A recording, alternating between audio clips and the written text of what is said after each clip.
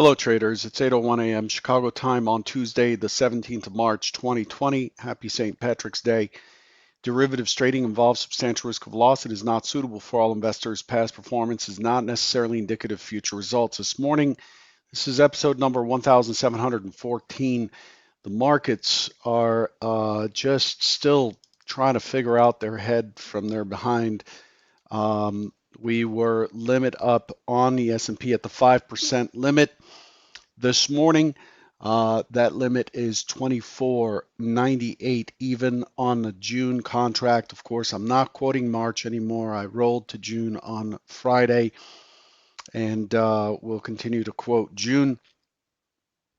But this morning, we were limit up at 24.98 even at 5% from the reference price from yesterday. And currently, the overall picture is allocating to risk somewhat. The Nasdaq is a leader this morning, up 122 points or 1.73%. The Nasdaq's trading at 71.62.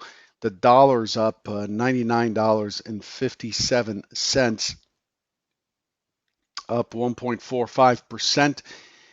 The S&P is up 28.5 points, 1.18%, and the E-mini Dow is up 238 points. It seems like things have, despite the limit up, it seems like things have calmed down just a bit. While the market was limit up overnight,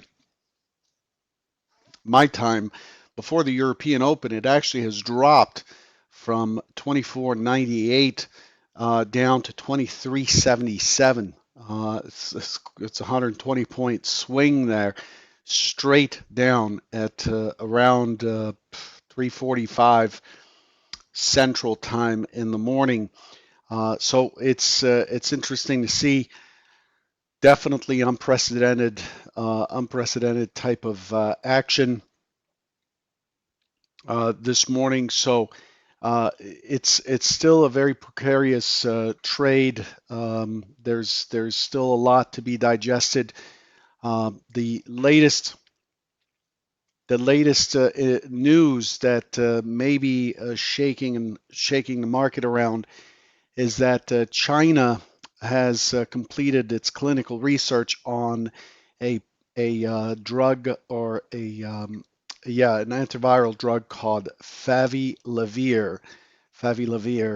The drug has shortened fever time for COVID-19 patients from 4.2 days to 2.5 days with no adverse reactions.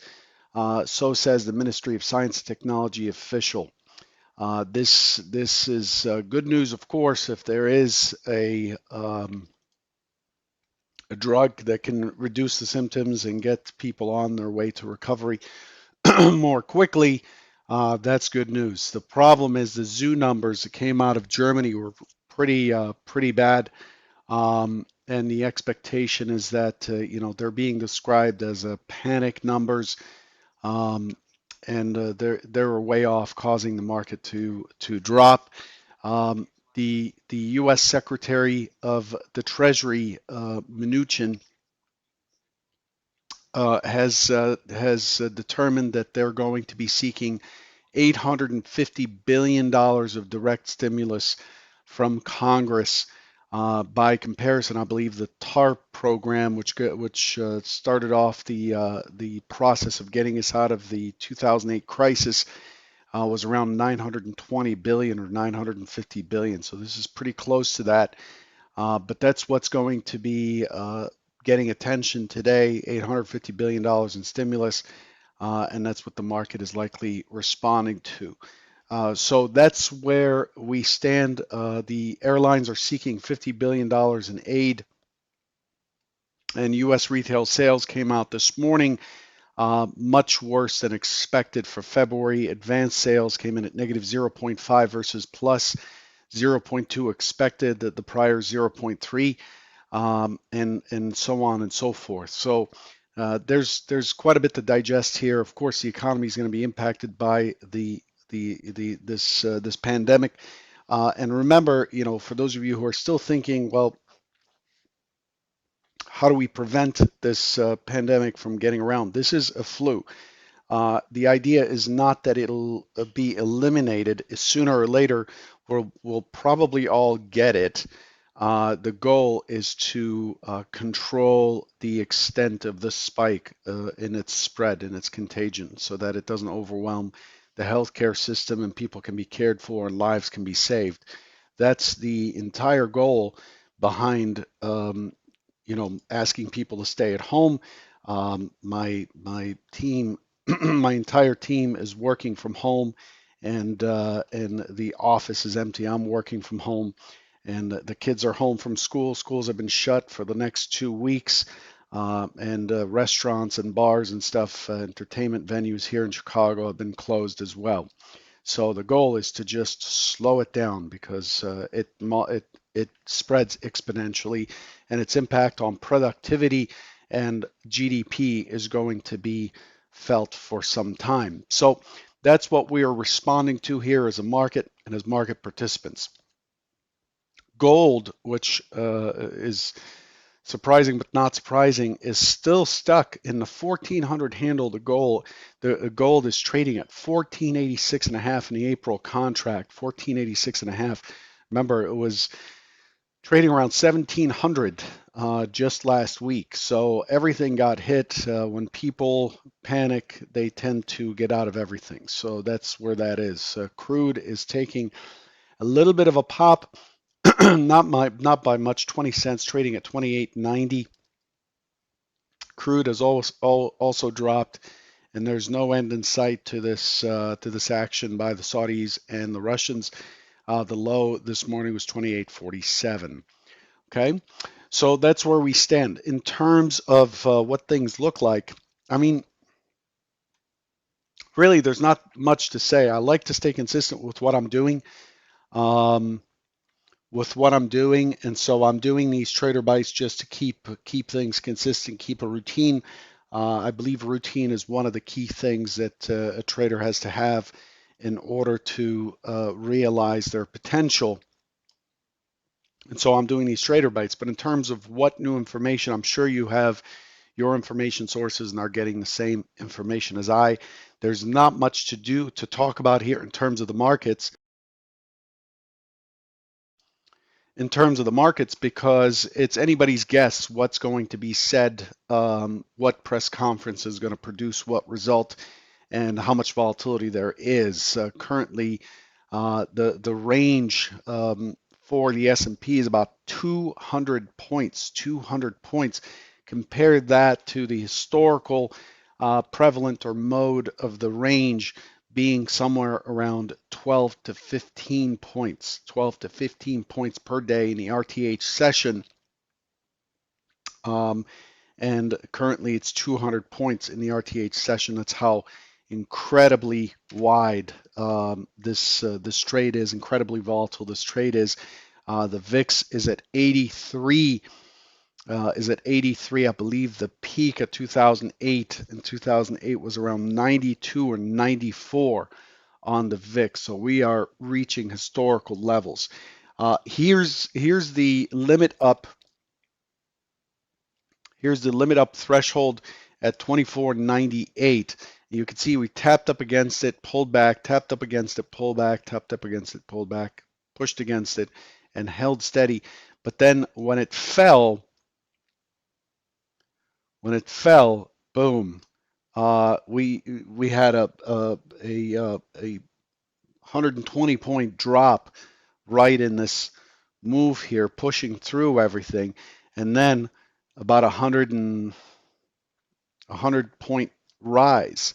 I mean, these are single swings here, 100 points, 120 down, 100 points up.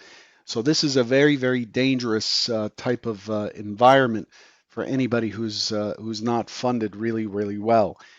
You almost have to trade at the notional value here to keep your risk in check, and meaning to keep it at a reasonable amount to avoid risk of ruin. So it's as I said yesterday on Twitter, it's probably best not to trade at all, to be honest with you. And of course, if you are trading and you're well funded, I would invite you to do so in the micro ES versus the ES itself. So this is the overall depth right here. You can see there's some big offers up in the 2680 area right here, and then below 2250. But other than that, it's really sketchy what is in between. It's a tough read overall, is what I'm going to say. Let's take a look real quick at the action. Well, let's take a look at yesterday's action here for a minute. Yesterday, we were lock limit down at 2501. Then we reopened with a 13% limit. We reopened down here. We tested down and we had what looked like an excess low right here. This looked like an excess low. We pushed back up through the 2501 lock limit price all the way to up to almost 2550. There was a pretty decent sized offer up there, 2550. So we were inside of Friday's range, and then we just could not hold on to those prices and pushed all the way back to the mid, took a small bounce and sold off into the close. Um, to me, this just isn't able to hold on to higher prices. There's just not enough good news here to have participants buy with confidence despite the heavy discount. At the low, I believe we were down at the low of 2350. I believe we were down about 30 to 31% on the S&P from the peak put in on February 19th. 30%, 31% at this price. And that was done in just under 4 weeks. We took all that back. So still, we're trading right here, right now in the 24.31 area. We have limit up here, and there is a little bit of room to move higher if we find that the market is becoming responsive as we open. Yesterday's point of control is 2400. It's a very sharp point of control. There's a lot that traded down there, and I expect that we're likely to visit this price this morning. The overnight session, here it is. It opened, pushed higher, lock limit, pulled back 120 points, swing up 100 points, and then hold steady. The profile here is not telling us much at all, and the volume is relatively low given the last few sessions. It's relatively low, and that's because of the lock limit. The trading was not facilitated at all. Same with yesterday's session. We did not really have true volume in yesterday's session because of the lock limit.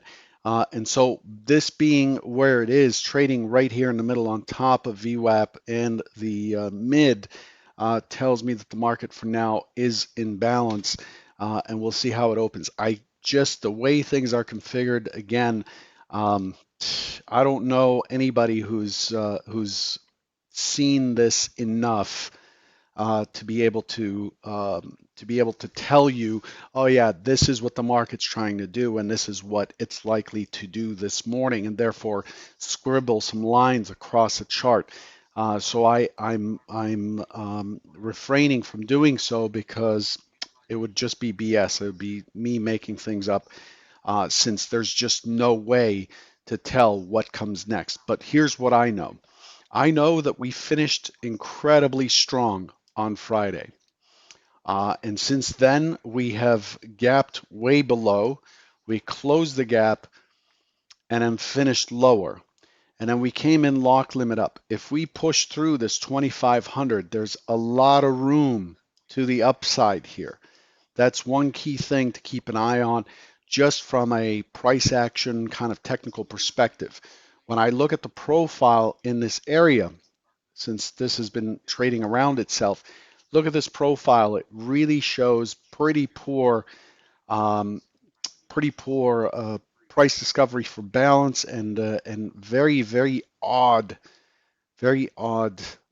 trading points. A lot of prickly points on this profile. It doesn't help that we are in rollover currently, and so that contributes to the fact that there's extra noise. But with this market, if it holds This overnight low here at 2370, the swing low of yesterday, if it holds this and takes out the high, we are likely to see a pretty fast move up um, into Friday's thin zone right up here. Okay, so I would not, I would not be surprised if we push above 2,500. I would not be surprised if we find ourselves at or beyond 2,600 pretty quickly this afternoon, barring more bad news. So that's all I can offer you this morning. As I said, if I talk about anything else, I'm just making things up, and I'm not interested in doing that. As traders, it's really extremely important for us to be objective about what the market is doing and what it's showing versus what we think or want to see or what other people are saying. If you're a true trader, you would always be scrutinizing the facts, be scrutinizing politicians and what they say, officials and what they say. We should never find ourselves in a position of defending one thing or the other.